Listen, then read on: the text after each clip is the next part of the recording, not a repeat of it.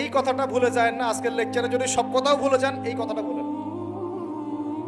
আল্লাহ পাক তার নবীকে বলছেন, হে মুহাম্মদ বলেন সাল্লাল্লাহু আলাইহি ওয়াসাল্লাম, তোমার উম্মতের কোন ব্যক্তি যদি আকাশ জমিন, পুরো আকাশ জমিন সমান গোনা নিয়ে আমার সামনে দাঁড়ায় কিয়ামতের মাঠে, তোমার উম্মতের যে কোনো ব্যক্তি, নর নারী, যুবক যুবতী, যেই হোক না কেন, সাদা কালো, ধনী গরিব, হুএভার হি ইজ, তোমার উম্মতের যে কোনো ব্যক্তি আসমান জমিন সমান গোনা নিয়েও যদি আমার সামনে দাঁড়ায়, কিন্তু তার আমল নামার মধ্যে শিরিকের কোনো পাপ নাই। কোন পাপ নাই?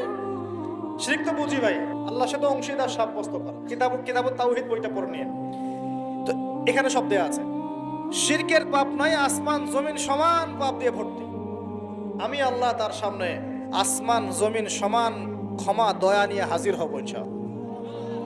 মানে আল্লাহ পাক তাকে মাফ করে দিবেন ইনশাআল্লাহ। খালি শিরকের পাপ না করলেই আল্লাহ মাফ